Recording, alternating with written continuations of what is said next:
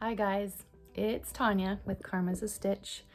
This video is going to be a little bit different and it's going to have next to no knitting content. It is just going to be a little explanation as to why our regularly scheduled podcast is not coming to you this week.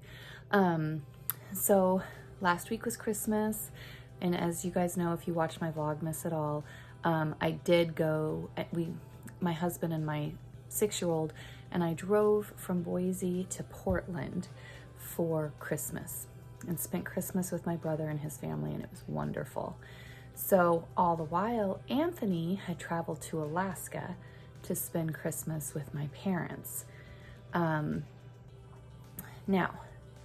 Monday after Christmas, so that would have been the 27th, my husband and I and our 6-year-old, we woke up at my brother's house.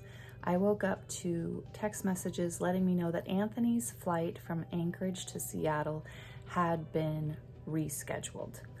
It's like, okay, I got to sit on hold with Delta Airlines for about 2 hours to figure out, okay, he can get on a flight that's an hour later. His connection in Seattle will be at the same time, and then he'll fly on to Boise and will be arriving in Boise at 11:30 p.m.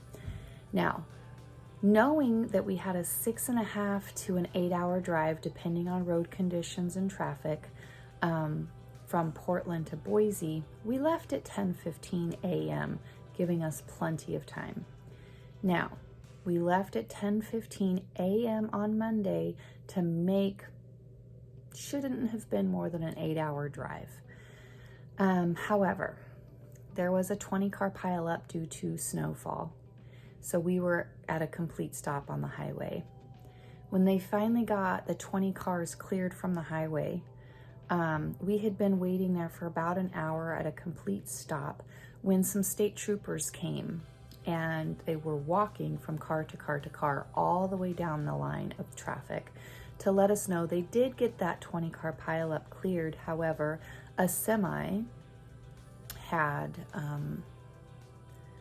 lost traction and flipped over across the highway, and the highway was closed in both directions. So they were waiting now for a tow truck to come and remove the semi from the highway, and that it was going to be at least another hour. So we waited another hour. All the while, Anthony was flying from Anchorage to Seattle. No big deal. I had my knitting with me. So we sat there. Corey walked the dogs. I was knitting. Alex was watching a movie. We were fine. The cars started moving. We ended up in this massively long line of cars behind 3 motorhomes, pulling 3 trailers. So for about 50 miles at least, we saw I don't even know where the next car ahead of these motorhomes were. They all left.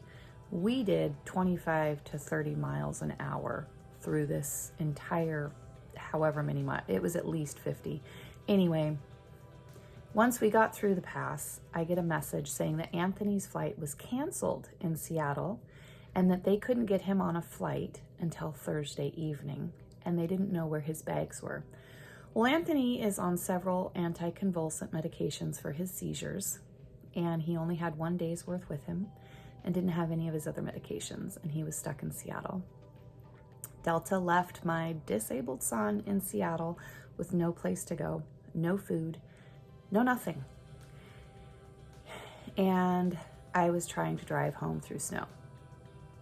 We made it home at 4 a.m. on Tuesday, at which time I was still trying to deal with the fact that Anthony was sleeping on the airport floor in Seattle, in the SeaTac airport. Homeless people yelling at him. Staff at the airport telling him, sorry, you can't lay here. And my brother, who lives in Portland, offered to drive to Seattle to get him out of that situation and bring him to Portland to his home. I sat on hold that day, Tuesday, once I woke up, about 10:30, to find out that I had a 4-hour and 26-minute hold time to speak with somebody with Delta just to find out. I understand canceled flights are going to happen, but just to find out how I needed to go about getting him flying out of Portland to Boise instead of Seattle to Boise. And the woman told me they didn't have flights until Friday. All the while, Anthony's without his medications. That was not something that could happen. I mean, it just was not a possibility. So we decided to cancel his flights, and I drove back to Portland to get Anthony his medications. I knew the weather was bad. There was a mountain pass that I had to go through. And keep in mind, this trip, I was not driving my Suburban. My Suburban is my everyday driver that I typically drive. It carries the dogs, it carries Alex. We have plenty of space in it. It was a Christmas present from Corey a few years ago. And I ended up driving my Dodge Charger this trip. The Dodge Charger had not had new tires in a long time. And so I ended up driving, and I did bring Cinder with me. I ended up driving up. My max speed through the mountain pass was 20 miles an hour. And I just slipped in behind a trucker who was doing that speed, and I just followed him comfortably through that entire mountain pass. Made it to my brother's house Wednesday night because I didn't leave until Wednesday morning. I spent Tuesday getting stuff ready, getting Anthony's meds, getting the car packed, getting everything I needed, oil in the car. So I left Wednesday morning about 11:30, and I got to my brother's house Wednesday night about 7:30. Anthony got his meds. Thursday, we look at the roads. Highways closed. Could not drive home Thursday. So, thank goodness I brought my hibernation throw with me. My habitation throw, not hibernation. My habitation throw came with me, and that's what I did have something I could work on, but that's the only project I brought to work on.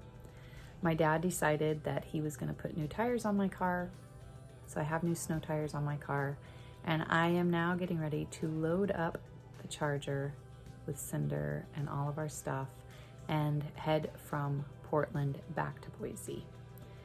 And I realized yesterday was the day I was supposed to film our podcast, which is when I wanted to wish every one of our subscribers a happy new year, and thank you so much for all of your amazing community and friendships that I have developed this year. It has been truly fantastic. And I didn't get an opportunity to record that podcast. So before I get on the road today, I wanted to take just a few minutes, it looks like about 8 minutes, to get something up here just to say thank you and wish every one of you a very, very happy new year. I am hoping I will be home tonight bringing in the new year with a knitting project in my lap, cuddled up with my 6-year-old daughter. And I hope the same things for you guys. I hope you are bringing in this new year that's going to have so many new adventures. And I know that there's so much more that's going to happen in this upcoming year that I am just excited about. So I wanted to make sure I took an opportunity to wish every one of you a happy new year. And I will see you guys in 2022. Bye.